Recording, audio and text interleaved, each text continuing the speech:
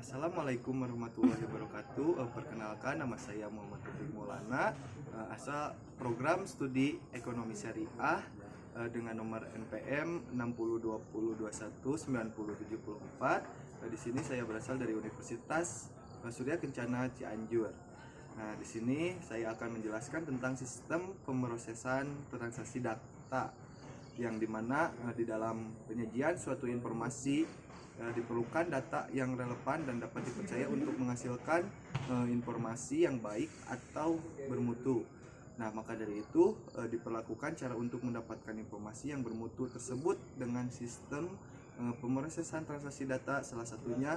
Nah, apa sih menurut kalian sistem pemrosesan transaksi itu?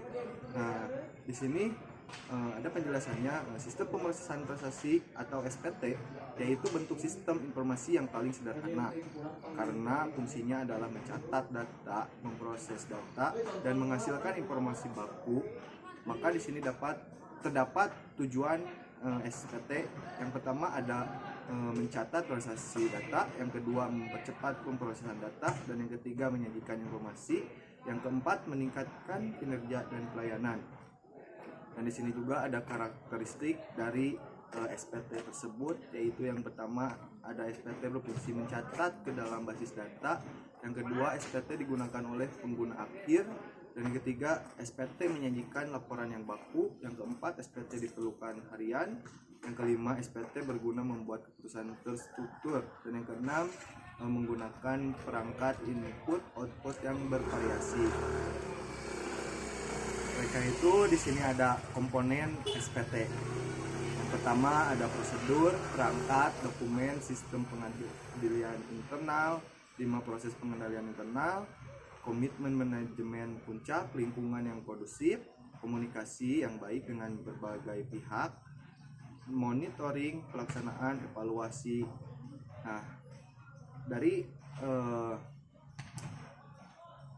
elemen-elemen tersebut dapat basis data atau kegiatan utama SPT, yaitu yang pertama mencatat data dan transaksi, yang kedua memproses data, dan yang ketiga menghasilkan informasi baku. Metode pengolahan data yang penting diketahui dari kegiatan utama SPT tersebut, yaitu yang pertama ada manual, elektromechanical, punched card equipment, dan yang terakhir yaitu elektronik komputer. Nah, di dalam metode manual semua operasi data dilakukan dengan tangan dan bantuan alat-alat penting seperti pensil, penggaris, kertas, dan lain-lain. Nah, metode elektromechanical sesungguhnya merupakan gabungan antara orang dan mesin. Misalnya seorang pegawai bekerja dengan menggunakan mesin catat kolom.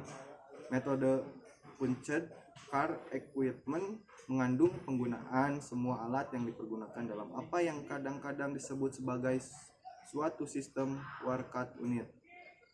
Nah, di sini juga mempunyai prinsip WARCAT tersebut, yaitu bahwa data mengenai seseorang, suatu objek disimpan dalam sebuah kartu.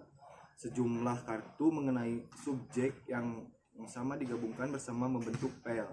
Nah, elektronik komputer suatu susunan dari alat-alat masukan, unit pengolahan, dan alat-alat pengeluaran yang digunakan untuk pengolahan data.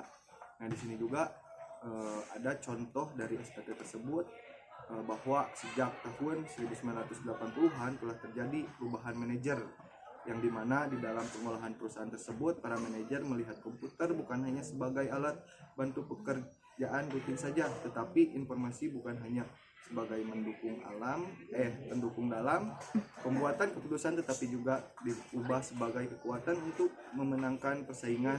Sistem informasi dibangun tidak hanya dipakai oleh manajer saja, tetapi juga untuk para pelanggan dan kolega, sehingga sistem informasi bersifat terbuka.